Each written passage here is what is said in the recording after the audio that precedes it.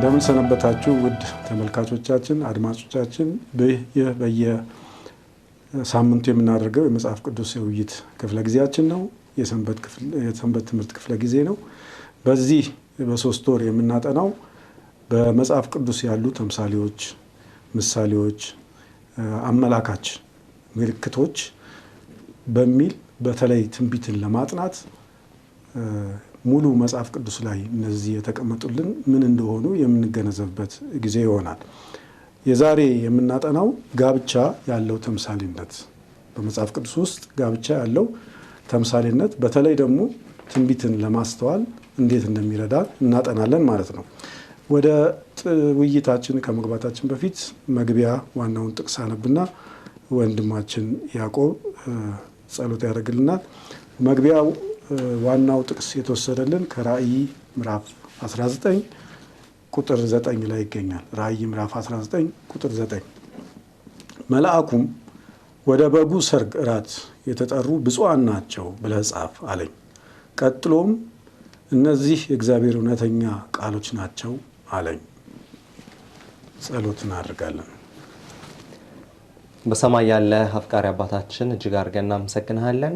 በቃል ውስጥ ደግሞ ለህይወታችን የሚያስፈልገውን ዋና ጠቃሚ ነገር ሁሉ ስላስቀመጥክልን ዛሬም ቃልን ስናጠና ስለ ትንቢት በተለይውንታ በመጽሐፍ ቅዱስ ውስጥ ትዳር ያለውን ምሳሌነት ስናጠና ሳለ ለእያንዳንዳችን በሚገባ መልኩ እንድታስተምረን በውይይታችንም መካከል ተገኝተ መንፈስ ቅዱስ ሆይ እንድትመራን እንለምንሃለን።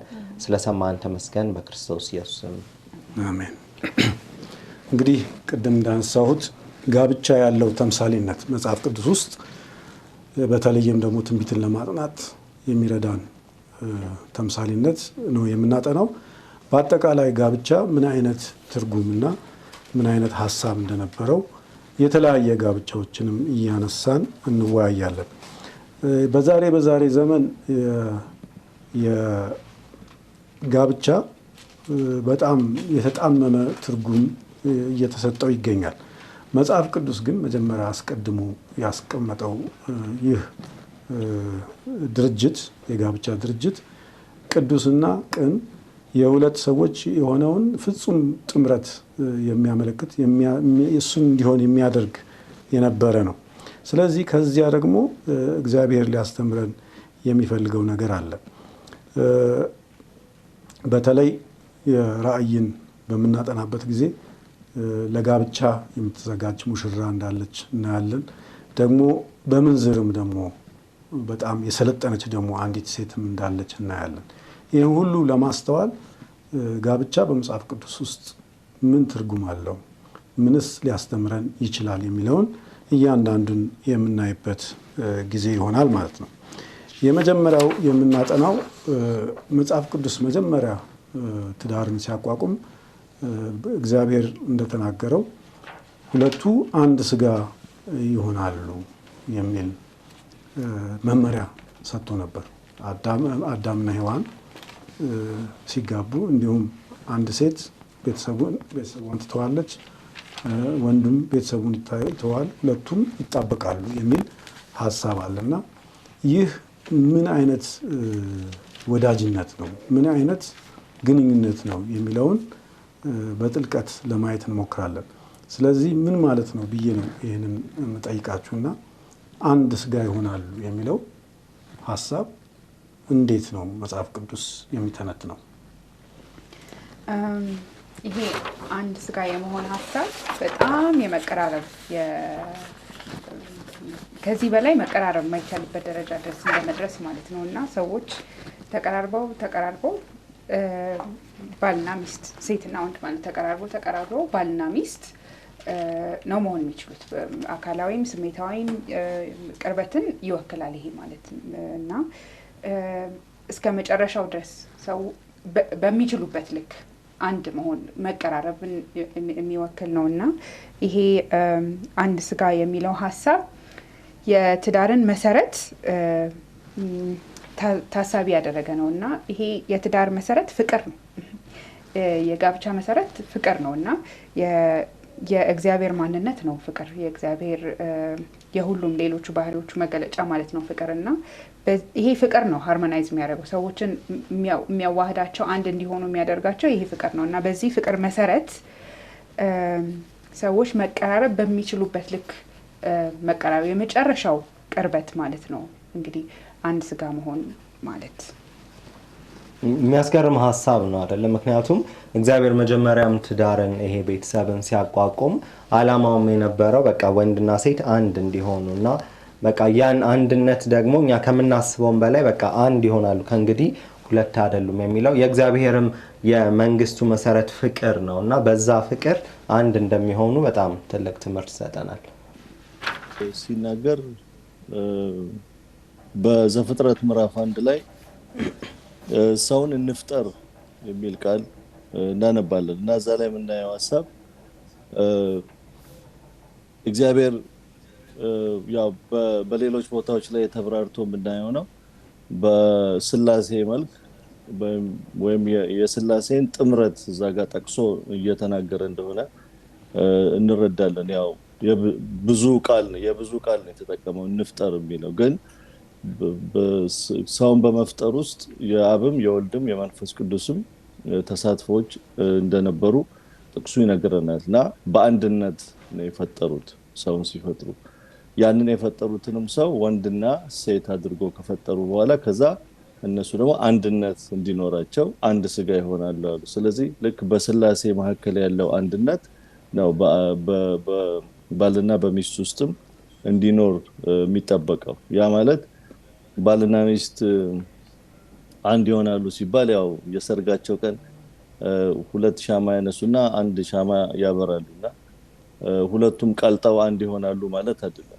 ያ ማለት ሁለቱም የራሳቸው የሆነ ማንነታቸውን እንደያዙ ነገር ግን ልክ በአብ በወልድ በመንፈስ ቅዱስ መካከል እንዳለው አንድነት የሐሳብ የዓላማ የኑሮ ጉዳይ የመሳሰለውን በሙሉ በተመለከተ አንድነት ይኖራቸዋል እና ይሄ አንድ የሚለው ቃል ራሱ የሚያመለክተው የቁጥርን አንድ ቁጥር መሆን ሳይሆን በአንድነት ውስጥ እሱንም ያመለክትባቸው ቦታዎች አሉ። ግን እንደ አውዱ ስንመለከተው የተጣመረ አንድነት ወይም አንድ የሆነ ህብረት የፈጠረ የሚለውን ሐሳብ ይወስደናል እና እንደ ለመጥቀስ ያህል ለምሳሌ ያክል አስቴር 3:8 ላይ ይሄው አንድ የሚለው ቃል ተጠቅሷል። እንደገና ዘዳግም 6:4 ላይም እግዚአብሔር አምላክ አንድ አምላክ ነው ብሎ ተጠቅሶ እናገኛለን እና አስቴር 3:8 ላይ ሲናገር ለምሳሌ ምን ይላል?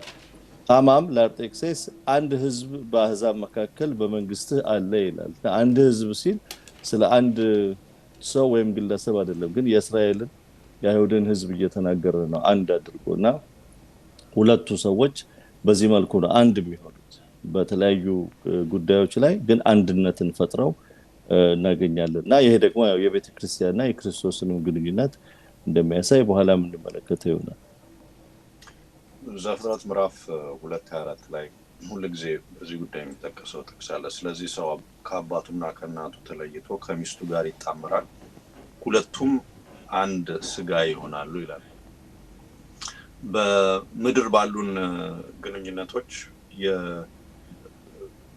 በግዴታ የሚፈጠሩ ግንኙነቶች አሉ። ያ ማለት ሰው አባትና እናቱን መምረጥ አይችልም፣ ወንድም እህቶቹን ዘመዶቹን መምረጥ አይችልም። በትዳርን በተመለከተ ግን የትዳር ጓደኛ የተንጋደደና የተበላሸ ባህል ካልሆነ በስተቀር ሰው መርጦ ነው ትዳር ውስጥ የሚገባው ማለት ነው እና እዚህ ጋር ቃሉ እያለ ያለው ነገር ምንድነው?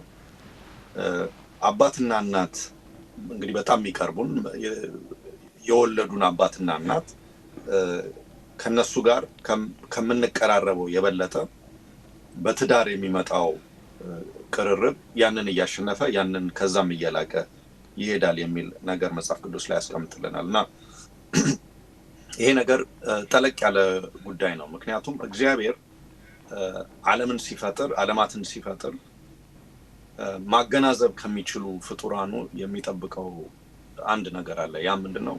በምርጫቸው በፈቃዳቸው እንዲወዱትና ከሱ ጋር እንዲዛመዱ ነው የሚፈልገው። በግድ አይደለም።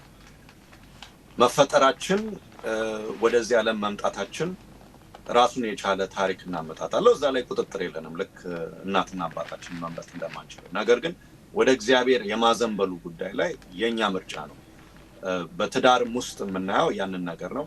ያ ደግሞ ከታሪካችን ካመጣጣችን የበለጠ የላቀ ነገር እንደሆነ ነው የምንመለከተው ማለት ነው። ዮሐንስ ወንጌል ምዕራፍ 1 ላይ ለተቀበሉት ግን የልጅነት ስልጣን ሰጣቸው ይላል እና በሰው ፈቃድ የተወለዱ አይደሉም እነዚህ ይላል። በምርጫ ነው፣ በፍላጎት እና መቼም በምድር የትዳርን ነገር በብዙ መንገድ በኃጢአት ምክንያት ብናበላሸውም ጠለቅ ባለ መንገድ ደግሞ ስናየው መጨረሻ ከእግዚአብሔር ጋር የሚያቆራኘን ፍላጎትና ምርጫ እንደሆነ በዛም ላይ ደግሞ ትልቅ መብት እንዳለን ትልቅ ስልጣን እንዳለን ያሳያል። እግዚአብሔር ይሄንን ለሰው መስጠቱ ራሱ አስገራሚ ነገር ነው። እግዚአብሔር የሰውን ልጅ ለመቅረብ የሞከረበትን ጥግ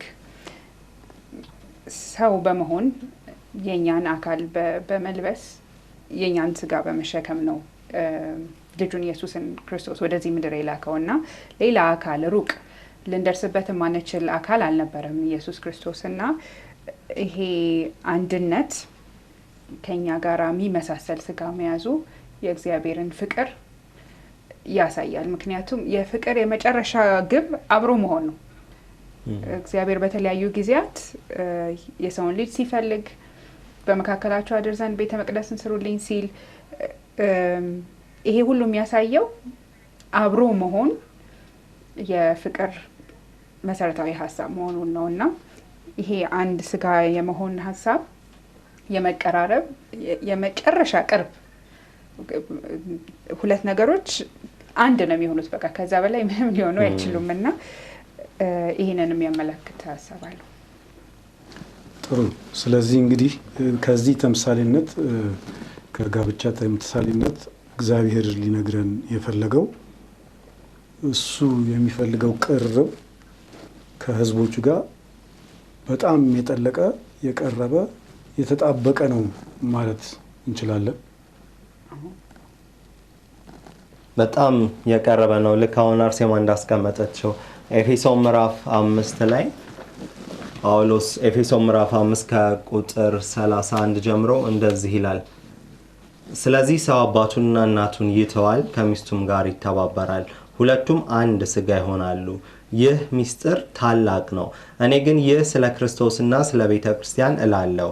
ሆኖም ከእናንተ ደግሞ እያንዳንዱ የገዛ ሚስቱን እንዲህ እንደ ራሱ አድርጎ ይውደዳት፣ ሚስትም ባሏን ትፍራ ይላልና እንግዲህ በዚህ ሰንበት ትምህርት እያጠናን ያለነው ይሄ በመጽሐፍ ቅዱሳችን የምናገኘው ተምሳሌት ወይም ከፍንጮች በብሉይ ኪዳን የተጠቀሱ ሀሳቦች እንደገና በአዲስ ኪዳንም ሲመጡ እናገኛለንና ይሄኛው የትዳር ወይም የቤተሰብ አንድነት በጣም መቀራረብ ልክ ቤተክርስቲያንና ክርስቶስ እንዲኖራቸው የሚፈልገውም ሀሳብ እንደሆነ እግዚአብሔር እዚህ ጋር ጳውሎስ ያስቀምጥልናልና እግዚአብሔር የሚፈልገው ያን ያህል ቅርርብ ያን ያህል አንድነት በእግዚአብሔርና በእኛ መካከል እንዲሆን ያን ያህል አንድ እንድንሆን እንድንጠጋው ጊዜ እንድናሳልፍ።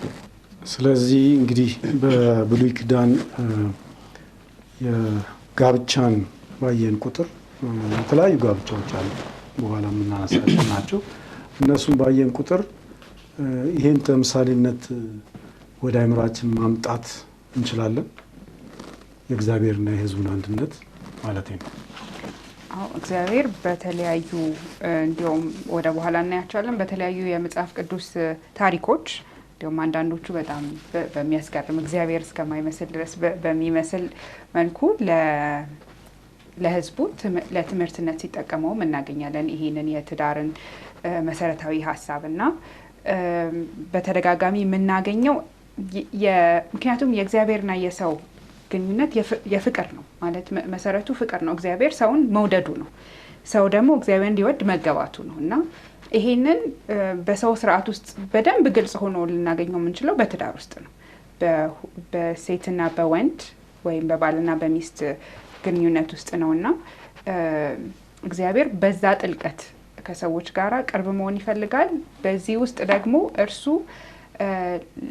ለኛ ያለውን ፍቅር ያሳያል። እኛ የሚሰማን ለምሳሌ ሰው ተወዶ ተመልሶ ሳይወደድ የሚሰማው ተስፋ መቁረጥ እግዚአብሔር የሚሰማው ነው እና እኛ በሚሰማን ስሜቶች ውስጥ እኛ በምናልፋባቸው ልምምዶች ውስጥ እግዚአብሔር ራሱን ይገልጣል። ዘፍጥረት ላይ አብሮ የሰጠን አንድ ተቋም የሰንበት ተቋም እንደሆነ እናያለንና ቅድም ዘውዱ ስትጀምር እንደተናገርከው ጥቃት ከደረሰባቸው ተቋማት መካከል አንዱ የጋብቻ ተቋም ነው። ከዛም ጋር አብሮ ከኃጢአት በፊት የተሰጠውም የሰንበትም ጉዳይ እንደዚሁ ከፍተኛ ጥቃት የደረሰበት እንደሆነ እናያለን እና ይሄንን የሚያሳየን ዋናው ነገር ምንድነው? ሰይጣን በዚህ ውስጥ እግዚአብሔር ሊሰራ ያሰበውን ስለሚያውቅ እንደው አስቀድሞ እነዚህን ሁለት ተቋማት ጥቃት የሚሰነዝርባቸው እና አሁን ዛሬ ከምናጠናው ጥናት አኳያ የጋብቻን ጉዳይ ስናይ ጋብቻ በአንድ ወንድና ሴት መካከል ብቻ ዝም ብሎ ለደስታ ወይም የወሲብ ጥማት ለማርካት የሚፈጸም ነገር ተደርጎ የሚወሰድበት ሁኔታ አለ። ከዛም ደግሞ ሲያልፍ እንዲያውም አልፎ ተርፎ በምዕራባውያን ሀገሮች ዘንድ ለምን ጋብቻ ማብቂያ ኤክስፓየሪ ዴት አይኖረውም እና ያዛን ቀን ላይ ለዛሬ 10 ዓመት ያህል እንጋባ ከዛ በኋላ ካልተስማማን ደግሞ ለምን አንተው ወይም ኮንትራቱን አናድስም የሚል ሁሉ የተወሳሰበና በጣም ለመረዳት የሚከብድ ነገሮች ሁሉ ሲደርስበት እናያለን። ከጾታ ማኳያ አሁን እየተካሄደ ያለው ተግባር ይሄንን የሚያሳየን ነው። ያ ለምንድን ነው ካልን ዋናው ነገር በጋብቻ ውስጥ እግዚአብሔር ያስቀመጠው ቅድም የተነበበልን የኤፌሶኑ ጥቅስ የሚነግረናል። በክርስቶስና በቤተክርስቲያን መካከል ያው ስንቀጥል ትምህርቱንም እናየው ነው በሙሽሪትና በባሏ በክርስቶስ መካከል ያለው ግንኙነት እንዲደበዝዝ እንዲጠፋ ለማድረግ ታቅዶ የተሰራ ነገር ነውና ጋብቻን ስናከብር በቤተክርስቲያንና በክርስቶስ መካከል ያለውን ግንኙነት እያከበርን መሆኑን ልንረዳ ይገባናል እና በተለይ በክርስቲያኖች መካከል ያለ ትዳር በጣም ሊከበር ተጋቢዎቹም እርስ በርስ በሚኖሩበት ኑሮ ላይ ይቅር በመባባል አንዱን በመቻል በመሳሰለው መኖር መቻል አለባቸው። ምክንያቱም ክርስቶስ የቤተክርስቲያን ባል እቺን በጣም አስቸጋሪ የሆነችውን እንደኛን ማለት ነው አመፀኛ የሆነው እያረቀ እያስተካከለ እያባበለ ይቅር እያለ ነው እየታገሰ የሚኖረውና በዛ አይነት መልኩ እንድንኖር እንጂ አይ ማይታረቅ ቅራኔ በመካከላችን ተከስቷል ስለዚህ እንፋታለን ፍቺን መፍትሄ አድርጎ መውሰድ ራሱ ትክክል እንዳልሆነ ነው የምንረዳውና የጋብቻ ተምሳሌት ረቂቅ ነው። ጳውሎስም ሲናገር ኤፌሶን 5 ላይ ይህ ታላቅ ሚስጥር ነው ይላል። እውነት ነው፣ እጅግ ታላቅ ሚስጥር ነው፣ እስከ ሰማይ የሚዘልቅ ነውና ያንን እንዳናስተውል ነው ሰይጣን እያደረገ ያለውና ይሄንንም አብረን ልናስብበት የሚገባ ጉዳይ ነው ለማለት ነው። ጥበብ ያለው ላይ ለመጨመር በዚህ ምድር እንግዲህ ኃጢአት በነገሰባት ምድር ላይ ስለ ፍቅር መረዳት በጣም ከባድ ነው። ቁጭ ብለን ስለ ፍቅር መጻፍ እንችላለን፣ መዝፈን ይቻላል፣ ብዙ ነገር ማድረግ ይቻላል። ተግባራዊው ነገር ግን አንደኛ ቆሮንቶስ ምዕራፍ 13 ላይ ያለው ነገር ከባድ የሚሆንበት ምክንያት ከውድቀታችን ጋር ውስጣችን የዞረ የተገለበጠ ነገር አለ። ፊት ወደ ውጪ ያይ የነበረው የአዳም ዓይን ሌሎችን ወደ ማስቀደም የሌሎችን ደስታ ከራሴ በላይ ቦታ ሰጠዋለሁ ቅድሚያ ሰጠዋለሁ የሚለው ነገር ተቀልብሶ ራስን ወደ ማስቀደም ራስን ወደ ማስደሰት የዞረ ነገር አለና በ6000 ዓመታት ውስጥ ደግሞ ያ ነገር እየባሰ ሄዶ አሁን ሰዎች ባጭር ጊዜ ቶሎ የሚሰለቻቹበት በጥቂት ችግሮች ምክንያት ተበሳጭተው ትግስት ካጡ በኋላ ጥበብ እንዳለው ይሄ ነገር ወይ እንደ ኮንትራት አድርገነው የማብቂያ ቀን ይኖረው ወይንም እርቅ ሊያስተካክለው ይቅር መባባል ሊያቃናው የማይችል አይነት ጉዳይ ውስጥ ገብተናል ብለው ለመለያየት ለመፋታት ያንን እንደ መፍትሄ አድርጎ የመውሰዱ ነገር ይመጣል ማለት ነው።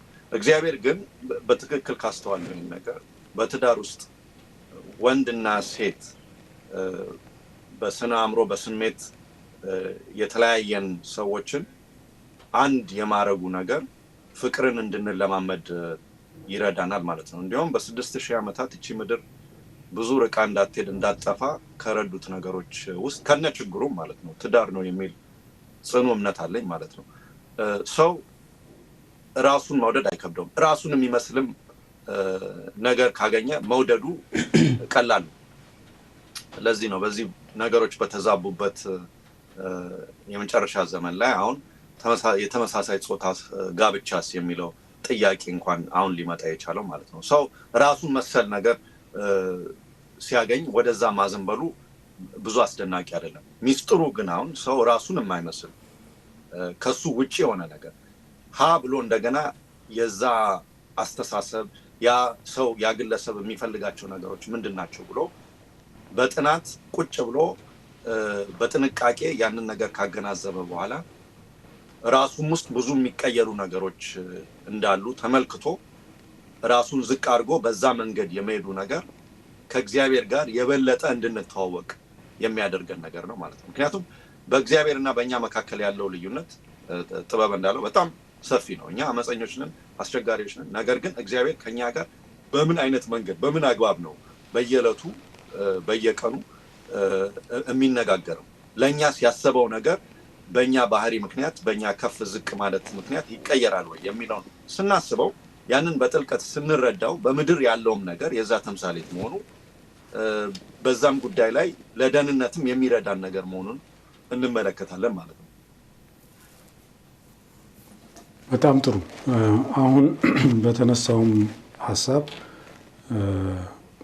እንደዚሁም ተጨማሪ ሀሳብ ያለበት ሕዝቅኤል 16:4 ጀምረን ስናነብ አንዲት ሕፃን ልጅ እናገኛለን እና ያቺ ሕፃን ልጅ የቆሸሸች በደም የተጨማለቀች የነበረች። እስቲ ስለሷ አብራሩና ከዛ ተምሳሌነቱ ምን እንደሆነ የበለጠ ብናየውና ብናብራራው ጥሩ ነው።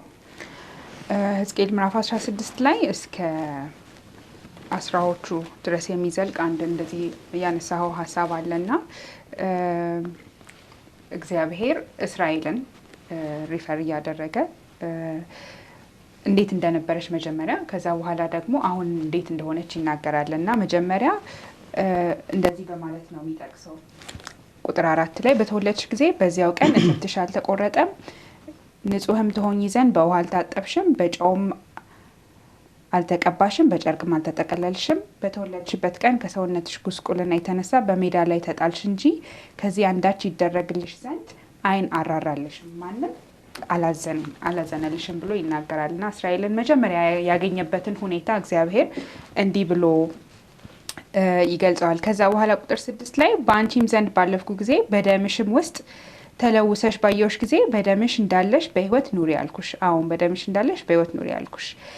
በእርሻ ላይ እንዳለ ቡቃያ አበዛሁሽ፣ አንቺም አደግሽ፣ ታላቅም ሆንሽ፣ በእጅጉም አጌጥሽ፣ ጡቶችሽም አጎጠጎጡ፣ ጸጉርሽም አደገ። ነገር ግን እርቃንሽን ሆንሽ፣ ተራቁተሽም ነበረ እያለ ይናገርና ከዛ መጎናጸፊያ ያደረግኩልሽ ይላል። ከዛ በኋላ ሙሽራ አደረግኩሽ ይላል እና ይሄ ሙሽርነት ሁነት ነው፣ የሆነ ስቴት ነው ማለት ሙሽራ የምትባል ሴት የለችም። ሙሽርነት አንድ ሴት በዘመኗ በእድሜዋ የምትሆንበት ምናልባትም በጣም ተውባ ቆንጆ ሆና የምትገኝበት ጊዜ ነው እና እግዚአብሔር ከነበረችበት ጉስቁልና ከነበረችበት የሚያሳፍር ሁኔታ አንስቶ በጣም እንዳስዋባት ሙሽራ እንዳደረጋት ልትደርስበት የምትችልበት የውበት ደረጃ ላይ እንዳስቀመጣት ይናገራል እና ከዛ ግን ቁጥር 15 ላይ ነገር ግን በውበትሽ ታምነሻል፣ ስለ ዝናሽም አመንዝረሻል፣ ምንዝርናሽም ከመንገድ አላፊ ሁሉ ጋር አበዛሽ ብሎ ይናገራል እና እግዚአብሔር እርሱ ራሱ በሰጣት በረከት ቁጥር 13ን ጨምሮ ይናንብብ። በወርቅና በብር አጌጥሽ፣ ልብስሽም ጥሩ በፍታና ሐር ወርቀ ዘቦም ነበረ። አንቺ መልካም ዱቄትና ማርን ዘይትን በላሽ፣ እጅግ በጣም ውብ ሆንሽ፣ ለመንግስትም ደረስሽ። በአንቺ ላይ ካኖርኳት ከክብሬ የተነሳ ውበትሽ ፍጹም ነበርና ዝናሽ በአሕዛብ መካከል ወጣ ይላል ጌታ እግዚአብሔር ይላል እና እኔ ከክብሬ የተነሳ ከማንነቴ የተነሳ ውብ አደረግኩሽ ብሎ ይናገራል እና በዚህ ምክንያት መወያያ ሆንሽ ዝናሽ ሁሉ ናኛ ብሎ ሲናገራት እናያለን። እና እግዚአብሔር ለሕዝቡ ከክብሩ የተነሳ ከማንነቱ የተነሳ አይቶ ራርቶልን በደም እንደተለወስን ነበርን። ምንም ያየ አራራልሽም ነው የሚላት። እና በቃ ለሰው ልጅ መፍትሄ አልነበረውም። የሰው ልጅን ቀና ሊያደርገውም ይችላል አልነበረም፣ ቆንጆ ሊያደርገውም ይችላል አልነበረም። እና እግዚአብሔር ግን አይቶ እንደራራ ከክብሩ የተነሳ ውበትን ለሕዝቡ እንደጨመረ ይናገራል። ያው ወደ መጨረሻ መልሰሻ ማያዘርሽብኝ ይላል። ቀጠል ብለን የምናየው ይመስለኛል። ግን ታሪኩ በጠቅላላው ይህን ይመስላል። እዚህ ጋር የምናገኘው በጣም የሚገርም ሀሳብ ነው። ምክንያቱም አሁን ብዙ ጊዜ ሙሽርነት ወይም በሰውኛ ስናየው ውበት ነው አይደል መጀመሪያ ቅድማ የሚሰጠው ቦታ ለትዳር። ለምን እዚህ ጋር ግን እግዚአብሔር ይሄንን ሲናገር ይቺ ሕፃን የነበረችው ልጅ መጀመሪያ እንዲያውም በደም ተለውሳ ነበር። ምንም የሚወደድ ነገር አልነበራትም። ከዛ ራሱ ወሰደና ያን ሁሉ አጠባት፣ ደሟን አጠበው፣ በቃ ሸፈናት እርቃኗን ሁሉ። ከዛ በቃ ልክ እንዳስቀመጥሽልን ያ ውበቷ እንዲወጣ አደረገ። ከዛ በኋላ ቃል ኪዳን ገባው ይላልና በጣም በዝርዝር ነው በቃ እግዚአብሔር ምን ያህል እንደሄደ ከእስራኤል ጋር የነበረውን ግንኙነት በዚህ በተምሳሌተ ሕዝቅኤል የሚነግረን። ከዛ በኋላ መጨረሻ ላይ የመጣው አደጋ ደግሞ የእኛንም አሁን አደጋ የሚያስታውስና ሁላችንም ልንጠነቀቅ የሚገባ ነው። ምክንያቱም ይሄ ምሳሌ በትዳር መልክ ለእስራኤል ሕዝብ ይነገር እንጂ ዛሬም ላለን ለመንፈሳዊ እስራኤል ለቤተ ክርስቲያን ትልቅ የሆነ ምሳሌ ነው። ምክንያቱም ሁላችንም የሚወደድ ነገር የለንም፣ ወይም በእግዚአብሔር ፊት የሚወደድ የሚያደርገን የኛ ውበት የኛ ማንነት ሳይሆን እግዚአብሔር መምረጡ ብቻ ነው። ሁላችንም በክርስቶስ ስለመረጠን የራሱ ልጆች ስላደረገን በክርስቶስ አማካኝነት ያውብ አድርጎናል። እና ያኛው በራሱ በቃ ቦታ የሰጠን ራሱ እግዚአብሔር መምረጡ ነው እንጂ እኛ መምረጣችን አይደለም። ከዛ በኋላ ግን እቺ ሴት የሚያሳዝነው መጨረሻ ላይ በውበቷ ያ ራሱ በሰጣት ክርስቶስ ውበት በዛ መመካት ጀመረች። እና መርሳት የሌለብን ነገር ሁለተኛ ቆሮንቶስ ላይ በጣም የምወደው አንድ ጥቅስ አለ። ሁለተኛ ቆሮንቶስ ምዕራፍ 4 ከቁጥር 7 ላይ እንደዚህ የሚል ጥቅስ አለ። ነገር ግን የኃይሉ ታላቅነት ከእግዚአብሔር እንጂ ከኛ እንዳይሆን ይህ መዝገብ በሸክላ ዕቃ ውስጥ አለን ይላልና በቃ ይሄ የከበረ ነገር ይሄ የእግዚአብሔር በቃ ውበት የሚገርም ነገር ያለን ግን በሸክላ ዕቃ ውስጥ ነው፣ ተሰባሪ በሆነ ነገር ነው። ምክንያቱም ይላል አይደለ በቃ ከእግዚአብሔር እንጂ ከኛ እንዳል የኃይሉ ታላቅነት ከእግዚአብሔር እንጂ ከኛ እንዳይሆን እና እኛ መርሳት የሌለብን ሁል ጊዜ በእግዚአብሔር ዘንድ ያለን በቃ መወደድ መመረጣችን ሁሉ ከኛ ሳይሆን ከእግዚአብሔር ነው። እኛ ልክ እንደ ሸክላ ተሰባሪ ዕቃዎች ነን። በማንኛውም ጊዜ ልንወርቅ ልንፈረከስ የምንችል ከእግዚአብሔር ጋር እስካለን ድረስ ግን ሁል ጊዜም ቢሆን ያ የሸክላ ዕቃ ለከበረ ነገር እግዚአብሔር እንደሚያደርገው የሚያስገርም ትምህርት እናገኝበታለን። እዚህ ላይ ለመጨመር ሕዝቅኤል 16 ላይ ያጸዳውሽ ያስዋብኩሽ እኔ ነኝ የሚለው ላይ ትንሽ መጨመር ፈልጌ ነው። ውበት በእግዚአብሔር ቃል እንግዲህ ያየን እንደሆነ ማለት ነው።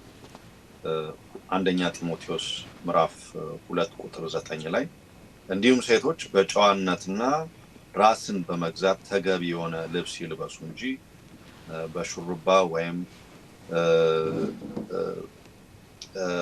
ዋጋቸው ውድ በሆኑ ልብሶች አይሽቀርቀሩ፣ ነገር ግን እግዚአብሔርን እናመልካለን የሚሉ ሴቶች ሊያደርጉ እንደሚገባ በመልካም ተግባር ይዋቡ ይላል። እግዚአብሔር እስራኤልን ያስዋበው በመልካም ተግባር ነው። አንድ ምሳሌ ለመስጠት ያህል በአንደኛ ነገሥት ምዕራፍ 20 ቁጥር 31 ላይ ሶርያውያን በንጉሥ አካብ በእስራኤላውያን በጦርነት ከተሸነፉ በኋላ የንጉሳቸው ከሹማምንቱ ጋር ሲመካከር መፍትሄ ፍለጋ ማምለጫ መፍትሄ ፍለጋ ቁጥር 31 ላይ ሹማምንቱ ለንጉሱ እንደዚህ ያሉት ይላል፣ የእስራኤል ቤት ነገስታት መሐሪዎች መሆናቸውን ሰምተናል ይላል። ስለዚህ እስራኤላውያን እንግዲህ በንጉሥ አካብ ጊዜ ራሱ በኤልንም እያመለኩ ባለበት ጊዜ መሐሪዎች ናቸው የሚል ዝና ነበራቸው ማለት ነው። ይሄ ደግሞ ከየት መጣ ብንል ሕዝቅኤል ምዕራፍ 16 ጅማሬው ላይ አባትሽ አሞራዊ እናትሽ ኬጣዊ ነበረች ይላል። በሌላ ቋንቋ እግዚአብሔር እስራኤልን ከአሕዛብ መካከል ነው መርጦ ያወጣው ማለት ነው። እና አሕዛብ ደግሞ በምን አይነት ደንብ ነበር የሚተዳደሩት፣ በምን አይነት ህጎች ነበር የሚተዳደሩት የሚለውን የሐሙራቢን ህግ ሄደን ያየን እንደሆነ በጣም ሰቀቀን የሚያመጣ አይነት ህግጋት ነበሩ በውስጡ። አንድ ሰው ጥፋት ቢያጠፋ ምንድነው የሚደረገው፣ እንዴት ነው የሚቀጣው የሚለው ነገር እዛ ላይ የተተነተነው በጣም አስፈሪ ነው። በአንጻሩ ግን የእግዚአብሔርን ህግጋት ስናይ ለአንተም ከውጭም ለመጣው ለሰፋሪውም አንድ ህግ ነው የሚኖራችሁ ይላል የእግዚአብሔር ቃል። ከዛ አልፎ ደግሞ የሰንበትን ህግ በምንመለከትበት ጊዜ ለሰው ብቻ ሳይሆን ለእንስሳትም እረፍት የሚያገኙበት፣ ከዛ ደግሞ ዘሌዋውያን ምዕራፍ 23 ላይ ደግሞ ስናይ እግዚአብሔር ለምድሪቱ ራሱ በ7 ዓመት አንዴ ምድሪቱ ራሱ እንድታርፍ እግዚአብሔር ህግ አውጥቶ ነበር። በዚህ ሁሉ ውስጥ የምናየው ምንድነው? ርህራሄ ነው፣ ፍቅርን ነው የምናየው። ከዛ ጋር ደግሞ የሚመጣ ለውጥ አለ። አንድ መንግስት ትክክለኛ ህጎች ካሉት በጽድቅ ላይ የቆመ ከሆነ ያድጋል፣ ይበለጽጋል፣ ይለመልማል። ይሄንን ደግሞ ቁሳዊ በሆኑ ነገሮች አይደለም የምንመዝነው። ቁሳዊው ነገር ላይ ግብጾች በግብጽ ምድር የነበረው ስልጣኔ አለ፣ በባቢሎን የነበረው ስልጣኔ አለ። እሱን አይደለም እግዚአብሔር በባህሪ ላይ እና በአስተሳሰብ ላይ የሚያመጣው ለውጥ ግን ዘመን ተሻጋሪና ትውልድ ተሻጋሪ ነው። አይሁዶች እስከዛሬ ድረስ ያሉት በዛ ምክንያት ነው ማለት ነው። በምርኮ እንኳን በነበሩበት ጊዜ እነ ዳንኤልን እናስታውሳለን። የኖሩት ህይወት የእግዚአብሔርን ህግ የተከተለ ራስን የመግዛት ህይወት ስለነበረ አእምሯቸው ላይ ውጤት አመጣ፣ ልዩነት አመጣ። ስራቸው ላይ፣ ትምህርታቸው ላይ፣ ኑሯቸው ላይ ልዩነት አመጣ። ስለዚህ እግዚአብሔር ሰዎችን በሚያስውብበት ጊዜ ዓለማዊ በሆነ አይነት መንገድ ሳይሆን ዘላለማዊ ዋጋ ባለው መንገድ ነው የሚያደርገው። እነዛ ነገሮች ደግሞ በሰው አይን ውስጥ ይገባሉ። ሰዎች እነዚህ ሰዎች ከየት ነው የሚያመጡት ይላል፣ ዘዳግምም ላይ ይላል። ይሄ አስተዋይ ህዝብ የሚል ዝና ይኖርሃል በአሕዛብ ዘንድ የሚል ነገርም እግዚአብሔር አስቀምጦ ነበር በህጉ ላይ ማለት ነው። ከዚህ ሕዝቅኤል ላይ ካለው ሀሳብ ስንነሳ በተለይ ስለ ሙሽሪት መናገር ያው ወንድ ሆኖ ትንሽ ይከብዳል። ምክንያቱም ትኩረቱን ስናይ ከመጀመሪያ ጀምሮ ከሴት አፈጣጠርም ጀምሮ ያለውን ሁኔታ ስናይ ልዩ የሆነ ነገር እንዳለ እናያለን። ከመጀመሪያው ከአንድ አጥንት ላይ ከመፍጠሩ ሁኔታ ቆየ ስናየውና በትዳር ውስጥም ስናየው ትዳርም ሲመሰረት እንደዚሁ ማለት ያው ሰርግ ላይም ሙሽሪት ላይ ነው ብዙ ነገር ትኩረት የሚደረገው። ያው ወንዱ ጥሩ ዘንጦ ወደ ስራ የሚሄድ ወንድ ተብሎ ሊቆጠር ይችላል። ብዙም ለውጥ የለውም፣ ትንሽ ለውጥ ነው የሚያደርገው። ሴቷ ላይ ግን የምናየው ነገር የሚደረገው እንክብካቤና የመሳሰለው ነገር እዚህ ሕዝቅኤል 16 ላይ ከተጠቀሰው ጋር በብዙ መልኩ የሚያያዝ ነውና ይሄ ሁሉ ግን ያደረኩልሽ ይላል። ይሄ ሁሉ ያደረኩልሽ በላይሽ ላይ ካኖርኩት ከክብሬ የተነሳ ነው አንቺ ውበት ፍጹም የሆነው ይላል። እና ይሄንን እሷ ግን ለምን ተጠቀመችበት? ያንን ካስዋባት ያንን ውበት ከሰጣት ርቃ ለማመንዘር ተጠቀመችበት እና በውበቷ እሷ ባላመጣችው ውበት መታመን ጀመረች። እንደዛ ነው የሚለው ጥቅሱ ላይ እና በዝናዋ እና በውበቷ ተነሳስታ ደግሞ ያው ወደ ምንዝር እንደሄደች ይናገራል። በራሷ መተማመንን ስታመጣ ማለት ነው። ተምሳሌነቱን ስንወስደው ይሄ እንግዲህ ክርስቶስ ነው እኛን ቤተክርስቲያንን ያስዋባት ውብ እንድንሆን ያደረገን። እያንዳንዳችን ከኃጢአት ከቆሸሸ ነገር ውስጥ አውጥቶ አጽድቶ ውብ ካደረገን በኋላ ከዛ እኛ ውስጥ ደግሞ ያለው ነገር ምንድነው? በራስ ጽድቅ መተማመን። ይሄን ማድረግ እችላለሁ ወይም እኔ በስራዬ መጽደቅ እችላለሁ ወይም በስራዬ በማድረጋቸው ነገሮች ወይም በመፈጸማቸው ተግባራት ይሄን ማከናወን እችላለሁ የሚል ነገር እንወስዳለን እና ያ ልክ እቺ ሴትዮ ከልባሌ ቦታ ተነስታ አድጋ በክብር እግዚአብሔር ያስዋባትን ትታ በራሷ ልክ ያመጣችው እንደመሰለች ለኛም እንደዛው በራሳችን ያገኘን አድርገን ስንወስደው ተመሳሳይ የሆነ ተምሳሌት እናገኛለን። አመነዘረች ለሚለው የኛም የራስ ጽድቅ አካሄድ ማመንዘር ነው ማለት ነው። መንፈሳዊ ማመንዘር ብለን ልንወስደው እንችላለንና ይሄንን ትምህርት በውስጡ እናገኝበታለን። አንድ ጥቅስ እዚህ ላይ ማንበብ ፈልጋለሁ። የዮሐንስ ራዕይ ምዕራፍ 7 ቁጥር 13 ላይ እንዴት እኛ እንደነጻን እንዴት እኛ ከነበርንበት ቆሻሻነት እንደወጣን ይናገራልና እንደዚህ ይነበባል። ከሽማግሌዎቹም አንዱ ተመልሶ እነዚህ ነጩን ልብስ የለበሱ እነማን ናቸው? ከወዴትስ መጡ አለኝ። እኔም ጌታ ሆይ አንተ ታውቃለህ አልኩት። አለኝም እነዚህ ከታላቁ መከራ የወጡ ናቸው፣ ልብሳቸውንም አጥበው በበጉ ደም አነጹ ይላልና በበጉ ደም ነው የኛ መንጻት የሆነው። እግዚአብሔር በልጁ በኩል የዓለምን ኃጢአት በሚያስወግደው የእግዚአብሔር በግ በኩል ነው ደግሞ የኛ መንጻት የመጣውና ቅድም ስለ ባልና ሚስት ስናወራ ባልና ሚስት ሁለቱ ፍጹማን ያልሆኑ ፍጡራን ናቸው። ሁለቱም እንዲያውም አንደኛው የጎደለውን አንደኛው እያሟላ ነው እንግዲህ የሚዋሃዱት ማለት በባህሪ ደረጃ ማለት ነው። አንደኛው ሌላኛውን ኮምፕሊመንት ያደርጋል። በሰውና በእግዚአብሔር መካከል ያለው ግን ከእግዚአብሔር በመነጨ ፍቅር ላይ የተመሰረተ ነው። ሰው ከራሱ ፍቅር ማመንጨት አይችልም። ባልና ሚስትም ከእግዚአብሔር የሚያውቁትን ፍቅር ነው የሚካፈሉትና ይሄ ግን እግዚአብሔር ከራሱ ፍጹም የሆነው የፍቅር ምንጭ ከሆነው ከእግዚአብሔር ከሚመነጭ ማዳን ነው እኛ የዳን ነው እኛ የነጻ ነው እና ይሄንን ልክ እኛ እንዳደረግነው አድርገን ስናቀርብ ማለት ነው እንግዲህ ማመንዘር የሚለው ሀሳብ አሁን በደንብ እንዳቆለው። በጣም ጥሩ። እንግዲህ አሁን እረፍት እንሄዳለን። ከእረፍት በኋላ የምጠይቃችሁ ጥያቄ አሁን ያለው መጨረሻ ላይ ያልሽው እንዴት እኛ መጠበቅ እንችላለን? እግዚአብሔር በሰጠን ነገር ላይ ተመክተን ልክ እስራኤሎች የፈጠሩት የተሳሳቱን ስህተት እንዳንደግም ምን ማድረግ እንችላለን የሚል ጥያቄ ጠይቃችኋለሁ። ተመልካቾቻችን እንግዲህ ከእረፍት ስንመለስ አሁን ያነሳሁትን ጥያቄ በመወያየት እንቀጥላለን። እስከዛው ከኛ ጋር ሁኑ። ውድ ተመልካቾቻችን ከእረፍት ተመልሰናል። ከእረፍት በፊት ያነሳሁት ጥያቄ ነበር። እኛም እግዚአብሔር ባደረግልን በኩራት ምክንያት እስራኤል የሰሩትን ስህተት እንዳንደግም መከላከያችን ምንድን ነው? ይህንን ሀሳብ በማንሳት እንቀጥላለን። በሕዝቅኤል 16 ላይ አሁን ባነበብነው ሀሳብ ላይ ይህንን ራሳችን እንዳመጣ ነው አይነት አድርጎ መመካትን ወይም መኩራትን ማመንዘር ይለዋል እና ከሁሉም ጋር እንዲሁም በመንገድ ከሚያልፈው ጋር ሁሉ በማለት ይጠቅሰዋል እና እግዚአብሔር ብቻ ነው ወይም እግዚአብሔር ነው የበረከቱ ምንጭ የሚለውን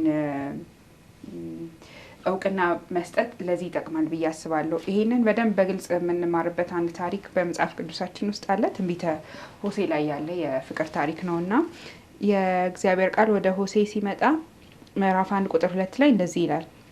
እግዚአብሔር መጀመሪያ በሆሴዕ በተናገረ ጊዜ እግዚአብሔር ሆሴዕን ምድሪቱ ከእግዚአብሔር ርቃ ታላቅ ግልሙትና ታደርጋለችና ሂድ፣ ጋለሞታን ሴትና የግልሙትናን ልጆች ለአንተ ውሰድ ሲለው እናገኛለን እና በዚህ ውስጥ ምድሪቱ በጣም ርኩሰት በተሞላበት ሁኔታ ውስጥ እንዳለች ይናገራል እና ከዛ ምዕራፍ 3 ቁጥር 1 ላይ እግዚአብሔርም የእስራኤል ልጆች ወደ ሌሎች አማልክት ቢመለሱና የዘቢብ ጥፍጥፍን ቢወዱ እንኳ ሌሎች አማልክት ኢንቮልቭድ ቢሆኑ የሚያመልኳቸው ወይም ደግሞ ለአምልኮ የሚጠቀሙባቸው ሌሎች ስነ ስርዓቶች ቢኖሩ እንኳን የሚመገቡት ነገር ቢሆኑ እንኳን እግዚአብሔር እንደሚወዳቸው አንተም ውሽማዋን የምትወደውን አመንዝራይቱን ሴት ውደድ አለኝ እና የእግዚአብሔር ሀሳብ ምንድን ነው? እኔ እስራኤልን እወዳታለሁ ምንም እኔም ብቻ ባታመልክም ሌሎች ጣዖታትን ብታደርግም እኔ ግን እወዳታለሁ የሚል ነው ሀሳቡና ይሄ የእግዚአብሔርን ኤክስክሉሲቭ ለብቻው ማድረግ ለዚህ በጣም ጥሩ መፍትሄ ነው ብዬ አስባለሁ። ምክንያቱም እግዚአብሔር ይሄንን ነው ያልወደደው ሌሎች አማልክት መጨመራቸውን እና የውበታችን የጽድቃችን ምክንያት እግዚአብሔር ብቻ ነው፣ ምንጩ እግዚአብሔር ብቻ ነው። ሌላ ምንጭ የለም፣ ልጨምርበት አልችልም። እግዚአብሔር ለብቻውን ነው ያዳነኝ። ይሄ ወደዚህ ስንሄድ ራሴም አይደለሁም ሌላ አካልም አይደለም፣ እግዚአብሔር ያስቀመጠው አካልም ራሱ አይደለም እና በራስ ከመመካት የሚጠብቀው እግዚአብሔር ብቻውን ይህንን ተአምር ማድረጉን ማመን ነው። ሌላው በጣም ትምህርት የሰጠኝ አሁን ዘውዱ ያነሳውም ጥያቄ ላይ ሁሌ ማሰብ ያለብን ከዚህ አደጋ ሁላችንም ምንድነው ኢሚዩን አይደለንም ወይም ደግሞ ልናመልጥ የነጻን አይደለንም። ሁላችንም ይሄ አደጋ ይሄ ፈተና ያለብንን እና እግዚአብሔር ብዙ ነገር ካደረገልን በኋላ የሆነ ሰዓት ላይ ወደ ራሳችን ተመልክተን በራሳችን እንዳደረግነው ማሰብ በጣም ይሄ ከባድ የሆነ አንዳንዴም አታላይ የሆነ አደጋ ፈተና እንደሆነ በተለይ የዳዊት ታሪክ ትልቅ ትምህርት ይሰጠናልና ዳዊት እንግዲህ ብዙ ነገር ያደረገ ሰው ነው። በእምነቱም በጣም እግዚአብሔርም እንደ ልብ የሚለው ሰው ነው። ነገር ግን በአንድ ወቅት ዳዊት ምን አደረገ ይላል አንደኛ ዜና ምዕራፍ 21 ላይ ስንመለከት ሰይጣንም በእስራኤል ላይ ተነሳ እስራኤልንም ይቆጥር ዘንድ ዳዊትን አንቀሳቀሰው ይላልና ከላይ ስንመለከተው ያን ያህል ትልቅ ኃጢአት አይመስልም። ግን ዳዊት በቃ ምን ያህል ህዝብ እንዳለው እንዳለ የሰራዊቱን የህዝቡን መጠን ለመቁጠር ፈልጎ ኢዮአብን እንዲያውም ይነግረዋል። ከዛ ኢዮአብም እንዴት እንደዚህ ታደርጋለህ ይለዋል። በኋላም እግዚአብሔር በጣም እንዳዘነበት በዚህ እንመለከታለንና እግዚአብሔር የዳዊት ድል ሁሉ ምክንያት እግዚአብሔር ሆኖ ሳለ አንዳንዴ ግን ይሄ ሸውዶ የሚገባ ኃጢአት ነው። በቃ ወደ ራሳችን ወዳለን ወደ ኃይላችን ወደኛ ተመልክተን እኔ በራሴ ያመጣሁት ነው የሚለው ሐሳብ አታላይ የሆነ ሐሳብ እንደሆነ እንመለከታለን። ቆሮንቶስ ላይ ምን ይነግረናል? አንደኛ ቆሮንቶስ ምዕራፍ 1 ላይ ወንድሞች ሆይ ይላል ጳውሎስ ሲናገር አንደኛ ቆሮንቶስ 1:26 ወንድሞች ሆይ መጠራታችሁን ተመልከቱ። እንደ ሰው ጥበብ ጥበበኞች የሆኑ ብዙዎች፣ ኃያላን የሆኑ ብዙዎች፣ ባላባቶች የሆኑ ብዙዎች አልተጠሩም። ነገር ግን እግዚአብሔር ጥበበኞችን እንዲያሳፍር የዓለምን ሞኝ ነገር መረጠ። ብርቱንም ነገር እንዲያሳፍር እግዚአብሔር የዓለምን ደካማ ነገር መረጠ። እግዚአብሔር የሆነውን ነገር እንዲያጠፋ የዓለምን ምናምንቴ ነገር የተናቀውንም ነገር ያልሆነውንም ነገር መረጠ። ስጋን የለበሰ ሁሉ በእግዚአብሔር ፊት እንዳይመካ ይላል። ነገር ግን የሚመካ በእግዚአብሔር ይመካ ተብሎ እንደተጻፈው ይሆን ዘንድ ከእግዚአብሔር ዘንድ ጥበብና ጽድቅ ቅድስናም ቤዛነትን በተደረገልን በክርስቶስ ኢየሱስ የሆናችሁ ከእርሱ ነው ይላልና ጳውሎስ ምን ማስታወሻ ይሰጠናል? ምን ማሳሰቢያ? በቃ ለኛ ጥበባችንም ቤዛነት የተደረገልንም ጽድቃችንም ቅድስናችንም የተደረገልን ሁሉ በክርስቶስ ነው። ሌላ ምንም መመኪያ ምንም ትምክህት ሊኖረን እንደማይገባና የሚመካ በእግዚአብሔር ፊት ብቻ በእግዚአብሔር ይመካ ብሎ በኤርሚያስ ላይ የተጠቀሰውን ሐሳብ ይደግምልናልና ስለዚህ አንደኛ ይሄ አደጋ እንዳለብን ማወቅ፣ ሁለተኛ ሁልጊዜም ትምክህታችን በቃ መመኪያችን እግዚአብሔር ብቻ እንዲሆን ማድረግ ያንን መለማመድ ትልቅ መፍትሄ ነው ብዬ አስባለሁ። በጣም ጥሩ። አሁን ባነሳችሁት የሆሴ በታዘዘው ትእዛዝ መሰረት እስቲ ትንሽ ታሪኩን እናብራራውና እዛም ውስጥ የምናየው የእግዚአብሔርን ጉዳይ አንስተን በጥልቀት ብንዋይበት ደስ ይለኛል። በሆሴ ታሪክ ውስጥ የምናገኘው ከዚህ ከሕዝቅኤል የቀጠለ ሀሳብ እንደሆነ ነው የምናየው። ያው እግዚአብሔር ከህዝቡ ጋር ያለውን ግንኙነት ለመግለጽ ሆሴን የተናገረውን ቃል በሆሴ 1 ቁጥር 2 ላይ እንደዚህ ይላል። ምድሪቱ ከእግዚአብሔር ርቃ ታላቅ ግልሙትና ታደርጋለችና ሂድ ጋለሞታ ሴትና የግልሙትና ልጆች ላንተ ውሰድ ይለዋል። እና ተምሳሌት እንደሆነ ነው የምናየው። ግን በምሳሌ ብቻ የቀረ ሳይሆን ያው ሆሴ በትክክለኛውም ሄዶ አግብቷል።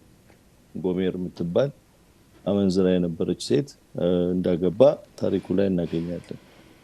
እና ከዛ በኋላ ግን ደግሞ ምን ይላል? ምዕራፍ 3 ቁጥር 1 ላይ እግዚአብሔርም የእስራኤል ልጆች ወደ ሌሎች አማልክት ቢመለሱና የዘቢብ ጥፍጥፍ የሚለው በዘመኑ ለጣዖት አምልኮ ልምምድ ውስጥ የነበሩ ሰዎች ለአማልክቶቻቸው የሚያቀርቡት የዘቢብ የወይን የሬዚን ቂጣ አይነት ነገር ነው።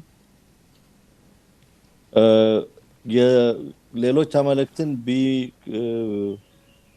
ቢያመልኩና የዘቢብ ጥፍጥፍ ቢወዱ እንኳን እግዚአብሔር እንደወደዳቸው እና ይቅር እንደሚላቸው ግን አንተም ደግሞ የዛን ተምሳሌት ለማሳየት አመንዝራውን ሄዳ አግባ ይለዋል። እና በዚህ ውስጥ እንግዲህ እግዚአብሔር ለእስራኤላውያን እየነገራቸው ያለው ምንድነው? ያው ሌሎቻችሁም ሰፋ ያለ ሀሳብ ትሰጡበታላችሁ፣ ግን የምናየው ዋናው ነገር ምንድነው? እስራኤል ከባሏ አፈንግጣ በራሷ መንገድ በምትሄድበት ጊዜ የምታደርገው ነገር ሆሴዕ ልክ ሄዶ አመንዝራይቱን እንዳገባ ነው። ለምሳሌ ያክል እዛ ሆሴዕ ላይ ምን ይለናል? ይመልሳታል፣ እያባበለ ይመልሳትና ከዛ በኋላ ያስወባታል፣ ያስጌጣታል፣ ያሳምራታል። ልክ ሕዝቅኤል ላይ እንዳለው ማለት ነው። ከዛ እሷ ምን ትላለች? ይሄንን የሰጡኝ ውሽሞቼ ናቸው፣ ሌሎቹ ባሎቼ ናቸው እንጂ አንተ አይደለህም ብላ ትክደውና ደሞ ትሄዳለች። እና ስትሄድ ደግሞ እንደገና ተመልሶ ሄዶ እንደገና እንደዚሁ ተመሳሳይ ተግባር እንደሚያደርግ እናያለንና በእግዚአብሔርና በሕዝቡ መካከል ያለውን እንግዲህ አጠቃላይ ሐሳብ እያነሳ እየነገራቸው ነው ያለው። በማመንዘር መቀጠል ወይም ሌላ ባል በመፈለግ ውስጥ መቀጠል ዝም ብሎ እግዚአብሔር እያየው የሚቀመጥ ነገርም ደግሞ እንዳልሆነ እናያለን። መጨረሻ ሄዶ በቃ የሚልበት ጊዜ አለ። በእነሱም ታሪክ እንደምናየው ለስደት የተዳረጉበት ሁኔታ እናያለን። ከዛም በኋላ ደግሞ የተመረጠ ሕዝብ የመሆኑም ነገር እንዳበቃ እናያለን። የእግዚአብሔር ልጅ አሳልፈው በሰጡ ጊዜ ይሄ ወደኛ ጋርም ሲመጣ እንደዚሁ ነው። እንደዚሁ 3-4 ቦታ እየረገጥን እና በራሳችንም እየተማመንን ዝም ብለን እንደፈለግን እየሆንን የምንቀጥልበት ሁኔታ የለም። ይሄ ለፍርድና ለመጨረሻ የሚደርስበት ጊዜ ያለ እግዚአብሔር ይለምንና መጨረሻ እምቢ እያልን እየጸናን ስንሄድ ለመረጥነው ባል አሳልፎ ይሰጠናል። ከእግዚአብሔር የተለየ ደግሞ ባል አይገኝም። ማለት ቤተክርስቲያን ከክርስቶስ የተለየ ባል ልታገኝ አትችልም። ያኛው ባል ክፉና ገዳይ ጨካኝ ነው።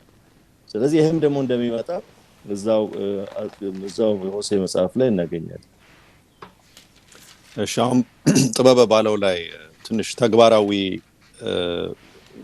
ጭብጦችን ለማከል ሁለተኛ ዜና ምዕራፍ 1 ቁጥር 10 ላይ ሰለሞን ሲጸልይ በወጣትነቱ ማለት ነው፣ በልጅነቱ ንጉስ ከነገሰ በኋላ ይህን ህዝብ ለመምራት እንድችል ጥበብና ዕውቀት ስጠኝ፣ ይህ ካልሆነ ይህን ታላቅ ህዝብህን ማን ሊገዛ ይችላል ይላል።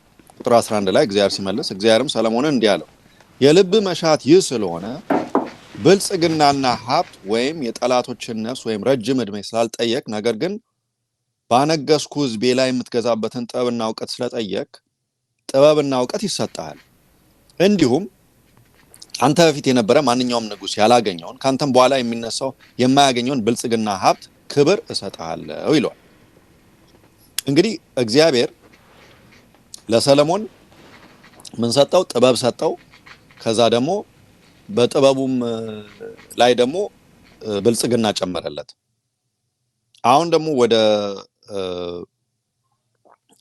ወደ አንደኛ ዜና ምዕራፍ ወደ አንደኛ ነገሥት ምዕራፍ 11 ሄደን ደግሞ ስናይ ቁጥር 3 ላይ ሰለሞንም ይላል እርሱም ከነገስታት የተወለዱ 700 ሚስቶችና 300 ቁባቶች ነበሩት። ሚስቶቹም ልቡ ወደ ሌላ እንዲያዘነብል አደረጉት። ቁጥር 4 ሰለሞን በሸመገለ ጊዜ ሚስቶቹ ልቡን ወደ ሌሎች አማልክት መለሱት። የአባቱ የዳዊት ልብ እንደተገዛ ሁሉ በፍጹም ልቡ ለአምላኩ ለእግዚአብሔር አልተገዛም ይልና የነማንን አማልክት እንዳመለከ የፈጸማቸውም ክፉ ድርጊቶች እንዴት አጸያፊ እንደነበሩ ይናገራል። ስለዚህ ሰለሞን በእግዚአብሔር ፊት ክፉ ድርጊት ፈጸመ፣ እንደ አባቱ እንደ ዳዊትም እግዚአብሔርን እስከ መጨረሻው አልተከተለም። ምንዝር ማለት ይሄ ነው።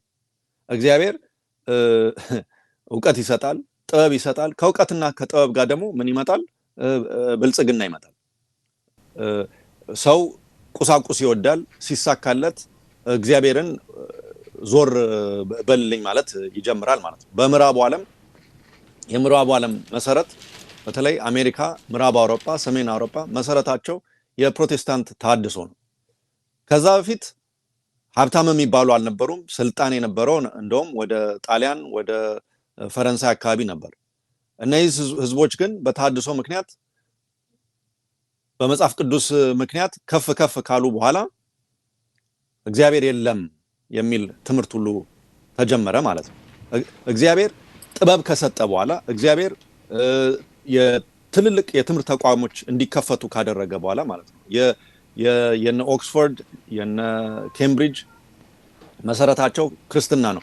እዚያ አሜሪካ ሀገር ሃርቫርድ የቀሳውስት ትምህርት ለማስተማር ተብሎ የተጀመረ ትምህርት ቤት ነው። ፕሪንስተንም እንደዛው።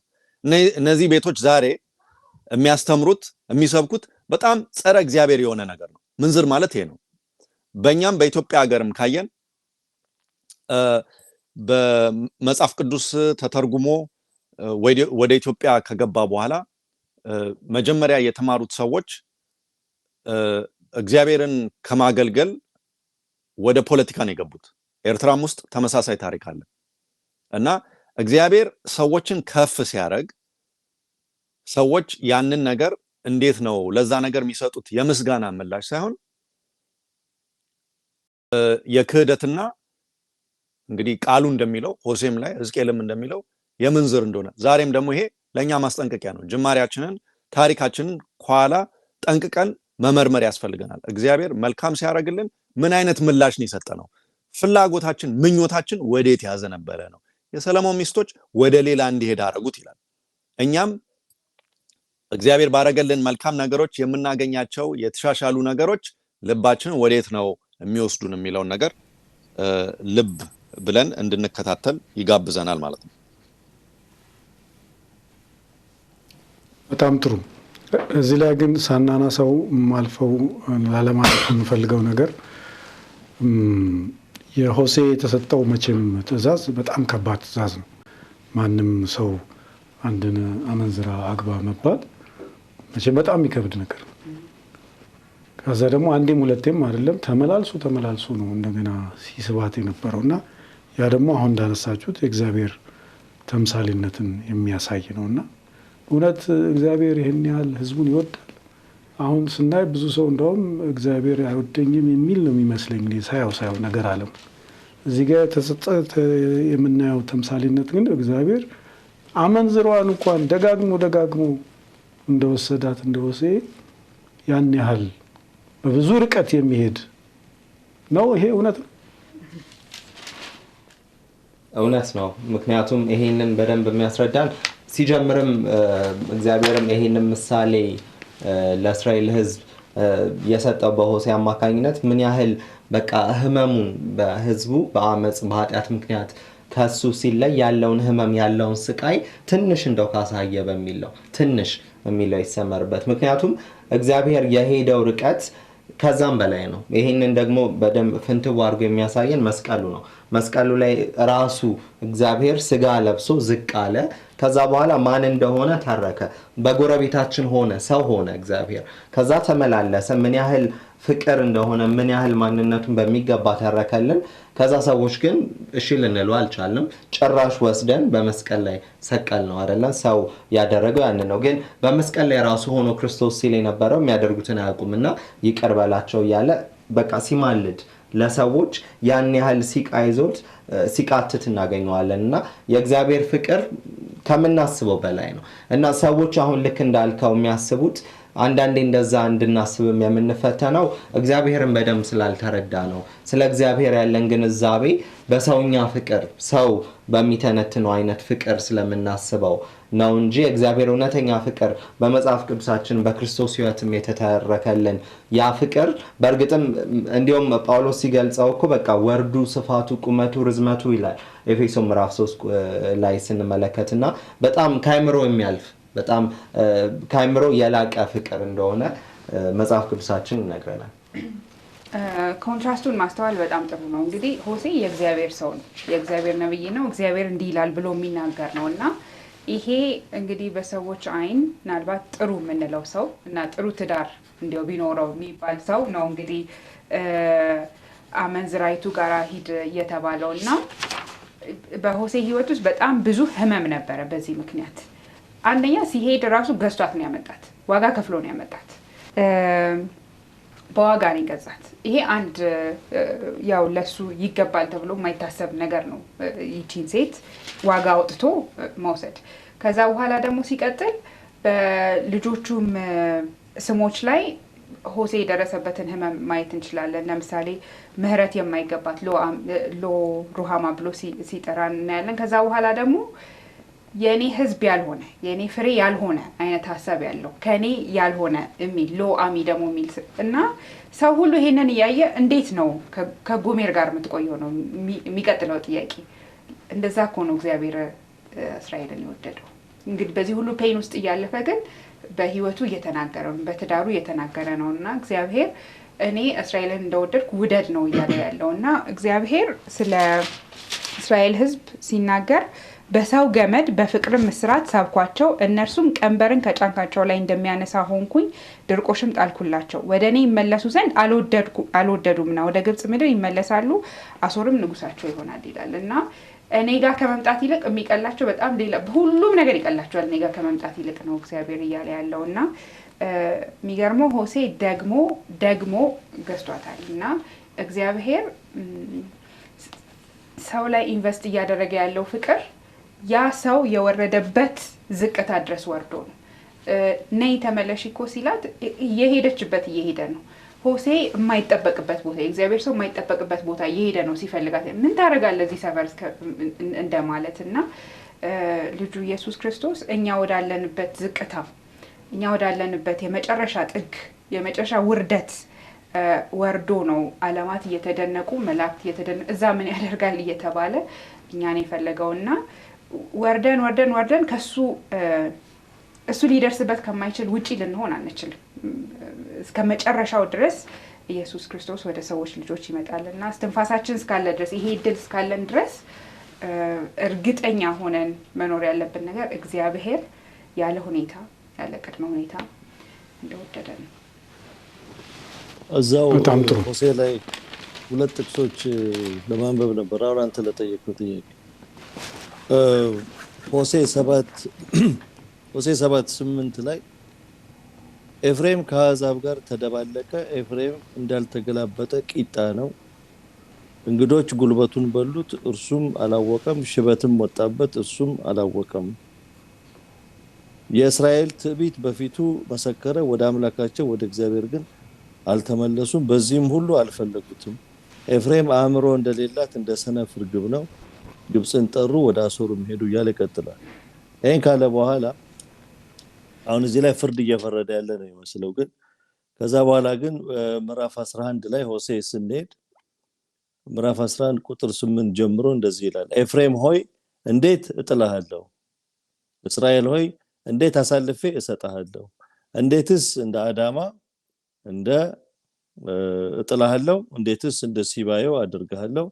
ልቤ በውስጤ ተናውጣለች፣ ምህረቴ ተነሳስታለች ይላል። ለኤፍሬም ቅድም ያንን የተናገረው አምላክ እንዲመለስ ነው። እዚህ ጋር ግን ምን ያክል አንጀቴ ተንሰፈሰፈ እያለ በሰው ቋንቋ ነው እግዚአብሔር እየተናገረ ያለው። ምክንያቱም ከተውኩ የሚቀበልህ ኃይል አንተን የሚያጠፋ ነው እንጂ እንድትኖር የሚያደርግህ አይደለም። ስለዚህ አልገላበጥ አልከኝ፣ ምን ላድርግ?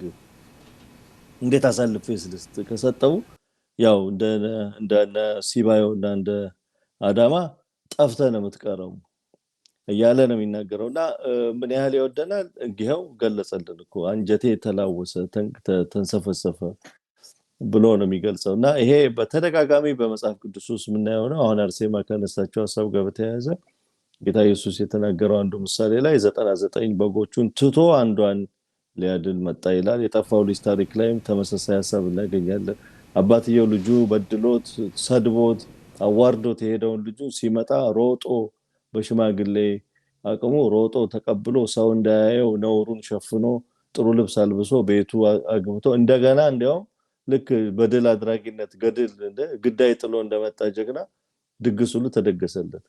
እና እግዚአብሔር በተደጋጋሚ ነው የሚወደን፣ በተደጋጋሚ ነው ጥሪውን የሚያደርገው። ስለዚህ ብዙ ነገሮችን መጥቀስ ይቻላል ለማለት ነው። በጣም ጥሩ። ስንቀጥል ከይስሐቅና ከርብቃ ጋብቻ ደግሞ የምናገኘው ትምህርት ምንድን ነው የሚለውን እንይ። ጋብቻ ከሁለቱ ሰዎች ባሻገር በጣም የብዙ ነገሮች ጥምረት እንደሆነ ነው የምናገኘው እና አብርሃም ለይስሐቅ ሚስት እንዲፈልግለት አገልጋዩን ኃላፊነት ሲሰጠው ከከናናውያን ሴቶች እንዳትሆን በጣም አስጠንቅቆት ነበርና የከናናውያን ሴቶች ቆንጆ ስላልሆኑ ወይም ችግር ስላለባቸው ወይም ከነሱ የሚተላለፍ ነገር ምናምን ሆኖ አይደለም ማለት በሽታ ምናምን ኖሮባቸው አይደለም። ነገር ግን ከነአናውያን እግዚአብሔርን አያመልኩም ነበረ በጊዜውና ስለዚህ ቀስ ብሎ የጣዖትን አምልኮ ሌሎችን የእስራኤል ሕዝብ እንደ እግዚአብሔር ሕዝብነቱ አስጠብቋቸው ሊቀጥላቸው የሚገባቸው ሊኖረው የሚገባውን የህይወት ዘይቤ እንዳያኖር የሚያደርጓቸው ነገሮች በጥቂት እያሉ ሊገቡ እንደሚችሉ ስላሰበ ነውና ለዛ ነው ሌሎች አማልክት ወይም ይሄ የማመንዘር ሐሳብ ቀስ እያለ ወደ እስራኤል ባህል ሊገባ ነው ማለት ነው እና እሱን አይቶ ነው እንግዲህ አብርሃም ስለ ይስሐቅ ስለሚያገባት ሚስት በጣም ይጠነቀቅ ነበር። አንዳንድ ጊዜ የምንመርጣቸው ምርጫዎች ይሄ ፍቅራችን ሙሉ ለሙሉ በእግዚአብሔር ላይ እንዳይሆንና ወደ ሌላም እንድንወሰድ ምክንያት ሊሆን ይችላልና አብርሃም ለዛ ነው ለልጁ ያን ያህል ተጠንቅቆ የሚያገባት ሚስት ከየት መሆን እንዳለባት ኤሌዛርን ቃል አስገብቶ ልኮ ከዛ ወገን ሲያመጣና ለመንፈሳዊ ህይወት ምን ያህል መጠንቀቅ እንዳለብን ምክንያቱም እግዚአብሔር ላይ ሙሉ ለሙሉ ትኩረታችን ፍቅራችን እግዚአብሔር ላይ ብቻ መሆን እንዳለበት የሆሴ ታሪክ ላይ አንድ ማንሳት የምንችለው ሐሳብ ያቺ ጎሜር እኮ አንድ የምናየው ነገር ሆሴ ሙሉ ለሙሉ ጠልታው እኮ አይደለም እየሄደች የነበረችው ግን ከሆሴ በተጨማሪ የምትወዳቸው እነዛው ሽሞቿ ነበሩ። እኛም አንዳንድ ጊዜ እግዚአብሔርን እምቢ ብለን ሙሉ ለሙሉ ጠልተነው ሳይሆን ነገር ግን ሌሎቹን ለመልቀቅ በቃ ያስቸግረናል። ሌሎች ነገሮችንም አብረን መያዝ እንፈልጋለንና እግዚአብሔር ግን የሚፈልገው እንደዛ አይደለም። እግዚአብሔር የሚፈልገው በቃ እሱንና እሱን ብቻ በህይወታችን እንድናነግስ ለሱ ብቻ ቦታ እንድንሰጥ ነው።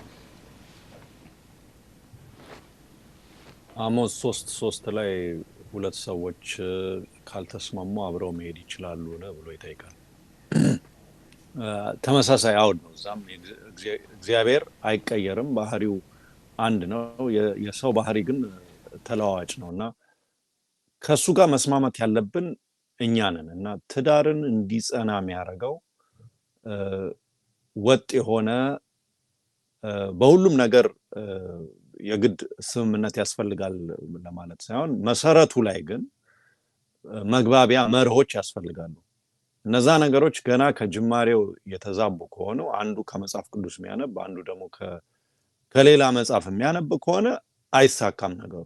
አብርሃምም ይሄንን ተረድቶ ልጁ ክፉ ነገር ላይ እንዳይወድቅ ልጁ ብቻ አይደለም ደግሞ በአንተ አማካይነት የምድር ህዝብ ሁሉ ይባረካል ተብሎ ስለነበረ ተስፋችንም ጌታ ኢየሱስ ክርስቶስ የሚወለድበት ህዝብ የሚመጣው በሱ በኩል ስለነበረ ከፍተኛ ጥንቃቄ ሊደረግበት የሚገባ ጉዳይ መሆኑን እናያለንና ሚልኪያስም ላይ እግዚአብሔር ፍቺን እጠላለው ጋብቻ ደግሞ የተቀደሰ መሆኑን በዛም አማካይነት እግዚአብሔር መልካም ዘር እንደሚፈልግ ይናገራል እና የዘለቀ ትርጉምና ፋይዳ አለው ማለት ነው። ሁለት አማኞች በሚጋቡበት ጊዜ የሚፈጠረው ዘር ራሱ የተቀደሰ ዘር መሆኑ ለእግዚአብሔር የሚሆን ነገር በምድር የሚለመልምበት መንገድ መሆኑ ራሱ ከግምት ውስጥ መግባት አለበትና ከሆሴ ታሪክ ጋር ደግሞ ስናገናኘው በመጨረሻ ልዩነት እንዳይመጣ ጥፋት እንዳይመጣ ከጅማሬው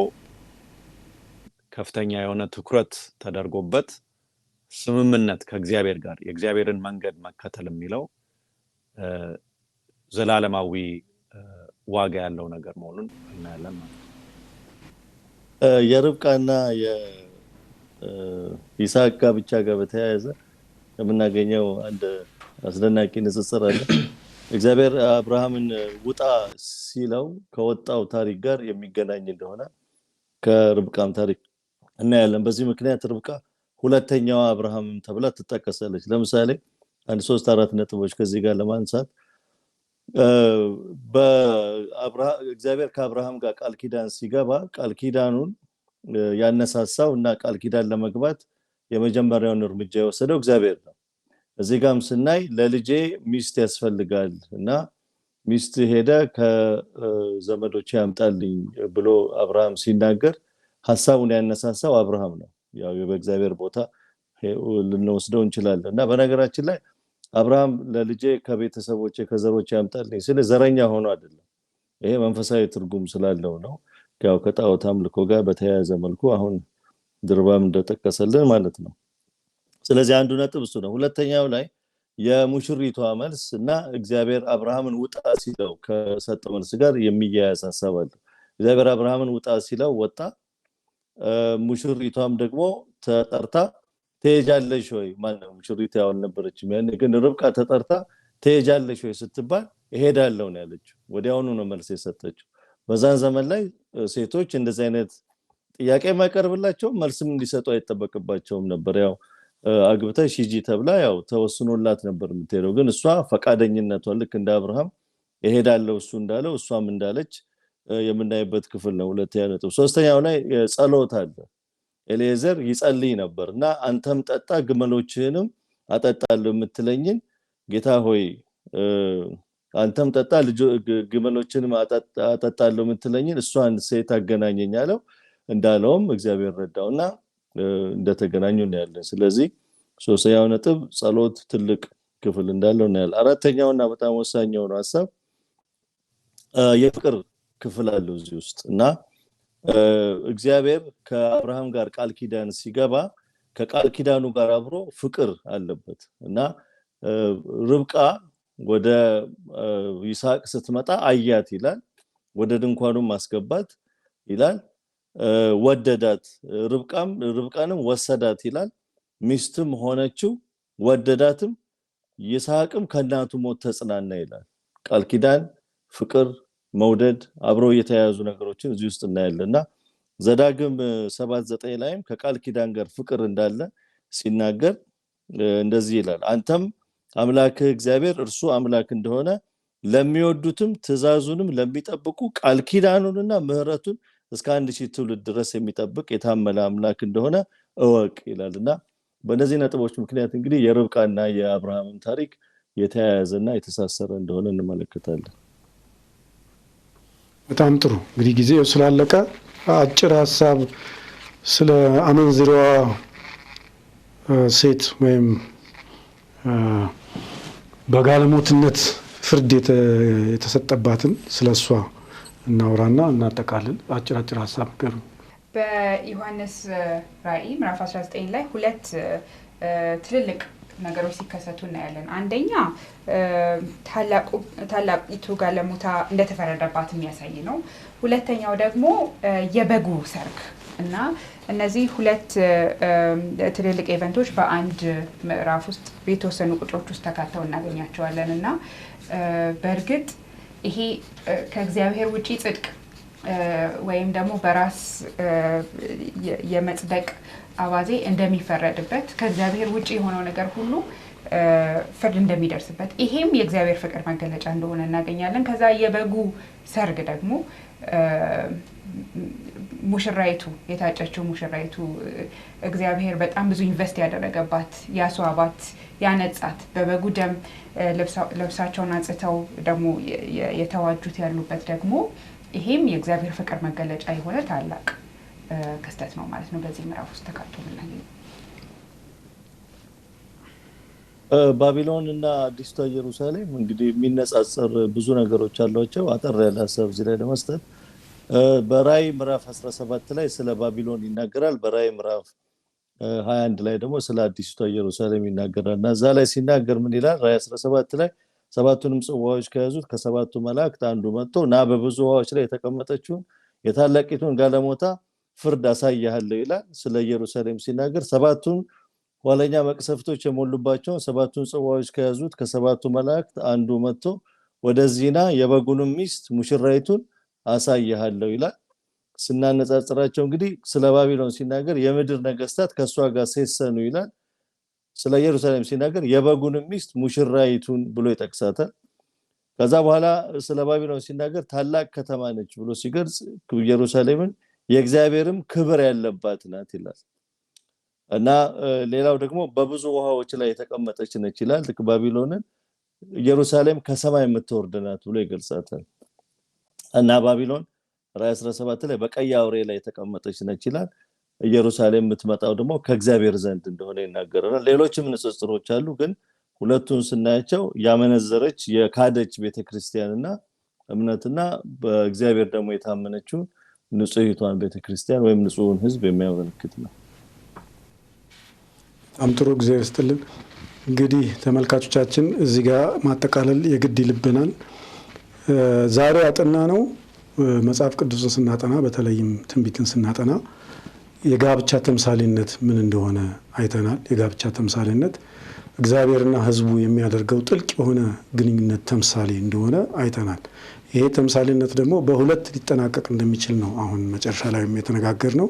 አንደኛው በመልካም ጋብቻ ያ ጥልቅ ወዳጅነት በጣም ሲጠናከር የአዲስቷ ኢየሩሳሌም መምጣት፣ ሌላኛው ግን በምንዝር ምክንያት ይበጠሳል። እንግዲህ እግዚአብሔር የፍቅር ሁሉ ማለቂያ የሌለውም ቢሆን ግን ሰው እምቢ እስካለ ድረስ የሆነ የሚበጠስበት ቦታ ላይ ደግሞ እንዳለ ማሰቡ ተገቢ ነው እና የዛችም የጋለሞታ ታላቂቷ ጋለሞታ የሚፈረድባት በእግዚአብሔር ፍቅር የተነሳ በግልሙትናዋ በመቀጠል ከሚደርስባት ብሶት መቋረጥ ስላለበት ሲቋረጥ እናያለን። እና ይሄ ጋብቻ እንግዲህ ጥልቅ የሆነ ትምህርት እንዳለው በመጽሐፍ ቅዱስ በተለይም ትንቢትም ስናጠና እንደሚረዳን አይተናል። መልካም የሆነ ግንኙነት፣ እውነተኛ የሆነ ትዳር ከእግዚአብሔር ጋር ምን መሰረት ያድርገን። እግዚአብሔር ጸጋውን ያብዛልን። የመጨረሻውን ጸሎት እህታችን አርሴማ ታደርግልናለች። እግዚአብሔር አባት እናመሰግንሃለን። በማይለዋወጥ በዘላለማዊ ራስን አሳልፎ በሚሰጥ ፍቅር ስለወደድከን እጅግ አድርገን እናመሰግንሃለን። የገባንበት ሁኔታ ስለማይገድብህ ያለንበት ድረስ መድረስ መውረድ ስለምትችል እናመሰግንሃለን። ጌታ ሆይ ለወደድከን ፍቅር ትክክለኛውን ምላሽ መስጠት እንድንችል ጊዜ ሳለን እድል ሳለን ወደ አንተ መመለስ እንዲሆንልን እንድትረዳን እንለምንሃለን። እጅግ አድርገን እናመሰግንሃለን። በኢየሱስ ስም አሜን።